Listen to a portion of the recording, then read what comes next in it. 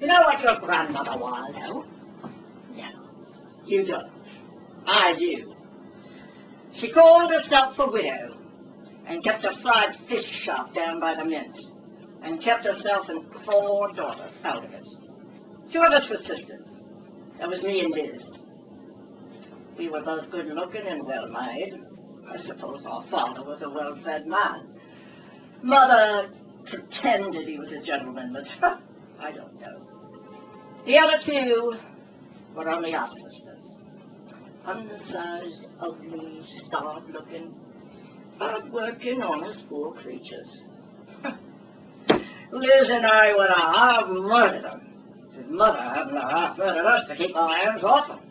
They were the respectable ones. Well, what did they get by their respectability? I'll tell you. One of them worked in a white lead factory 12 hours a day for 9 shillings a week, till she died of lead poisoning. She only expected to get her hands a little paralyzed, but she died. The other one was always held up to us as a model, because she married a government laborer who worked in the Deptford Victory Yard. And she kept his room and 3 children neat and tidy on 18 shillings a week. Till he took to drink.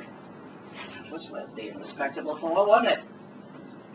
Did you and your sister think so? Oh, Liz didn't, I can tell you. She had more spirit.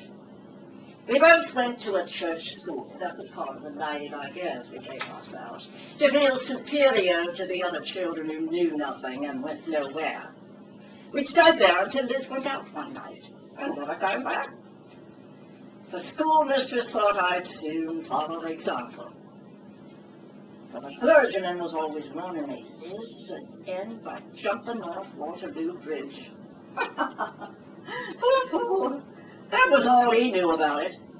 I was more afraid of a white lead factory than I was of a river, and so we would be. Well, that clergyman got me a situation in a temperance restaurant. Well, they sent out for anything you liked. And I was a waitress, and I went to the bar at Waterloo Station, serving drinks and washing glasses for 4 shillings a week in my board. And that was considered a great promotion for me. Well, one cold, wretched night, when I was so tired I could hardly keep myself awake, who should come in for a half a scotch but Lizzie, in a long fur cloak, elegant and comfortable, with a lot of sovereigns in her purse. My Aunt Lizzie. Yes, and a very good aunt to have, too. She's living down in Winchester's now, close to the cathedral. One of the most respectable ladies there. Chaperones girls at the country ball, if you please. No river for Liz, thank you. You remind me of Liz a little. She was a first-rate businesswoman, right from the beginning. Never let herself look too much like what she was. Never lost her head or threw away a chance. When she saw I'd grown up good-looking, she said to me across the bar, "What are you doing there, you little fool? Wearing out your outfit appearance for other people's profit?" Liz was saving money even then to take a house for herself in Brussels. And she thought we 2 could save us for the month. So she lent me some money and gave me a start. And I saved steadily, then paid her back, and then went into business with her as a partner. Why shouldn't I have done it? The house in Brussels was real high class. A much better place for a woman than the factory where Aunt Jane got poisoned. None of the girls there were ever treated like I was treated in the scullery of that temperance place. Or at the Waterloo one, or at home. Was you a man staying? Look at a worn-out old grudge before I was 40? No. Why did you choose that business? Saving money and good management will succeed. Yeah, saving money. But where can a woman get the money to save in any other business? Could you save on 4 shillings a week and keep yourself dressed as well? Not you. Of course, if you're a blind woman and can't earn any more, or if you return from music or the stage or newspaper writing, that's different. But neither Liz nor I had any turn for such things at all. All we had was our appearance and our turn for pleasing men. Do you think we were such fools as to let other people try our good looks by employing us as shop girls and barmaids and waitresses, when we could try them ourselves and get all the profits instead of starvation wages? Not bloody likely. You were certainly quite justified from a business point of view. Or any other point of view. What is any respectable girl brought up to do but to catch some rich man's fancy and get the benefit of his money by marrying him? Oh, the hypocrite says if a marriage ceremony could make any difference in the right or wrong of the thing. The hypocrisy of this world makes me sick. Liz and I had to work and save and calculate just like other people. Elsewise, we would have been as poor as any good-for-nothing, drunken waster of a woman who thinks her luck is going to last forever. I despise such people. They've no character. And if there's anything I hate in a woman, it's want of character. Come now, Mother, frankly. Isn't it part of what you call character in a woman that she should greatly dislike such a way of making money? Well, of course, dearie. Everyone dislikes having to work and make money, but they have to do it all the same.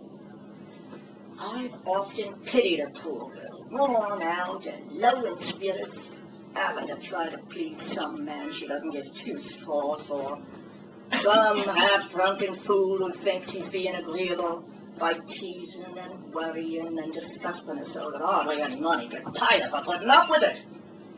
But she has to bear with disagreeables and take the rough with the smooth, just like a nurse in a hospital or anyone else. It's not work any woman would do for pleasure, goodness knows. Although to hear the pious people talk, you'd think it was a bed of roses. Still, you consider it worthwhile. It pays. It's worthwhile for a poor girl. If she can resist temptation, she's good-looking, well-conducted, sensible, far better than any other employment open to her. I always thought it oughtn't to be. It can't be right, Vivie, that there aren't better opportunities for women. I stick to that. It's wrong. But it's so. Right or wrong. And a girl must make the best of it. Of course, it's not worthwhile for a lady. If you took to it, you'd be a fool. But I'd have been a fool to apply into anything else. Suppose we were both as poor as you were and as wretched old days. Are you quite certain that you wouldn't advise me to try the Waterloo Bar, or marry a labourer, or even go into the factory? Of course not. What sort of a mother do you take me for? How could you keep your self-respect in such starvation and slavery? And what's a woman worth? What's life worth without self-respect? Why am I independent? And I will give my daughter a first-rate education. Because I always knew how to respect myself and control myself. Why is Lizzie looked up to in a cathedral town? The same reason. Where would we be now if we'd minded a clergyman's foolishness? Scrubbing floors for 1 6 a day, with nothing to look forward to but the workhouse infirmary? Don't you be led astray by people who don't know the world, me girl. The only way for a woman to provide for herself decently is to be good to some man who can afford to be good to her. If she's in his station of life, let her make him marry her. But if she's far beneath him, she can't expect it. Why should she? Wouldn't be for her own happiness. Ask any lady in London society who has daughters, and she'll tell you the same. Only I tell you straight, and she'll tell you crooked. That's all the difference. My dear Mother, you are a wonderful woman. You are stronger than all of England.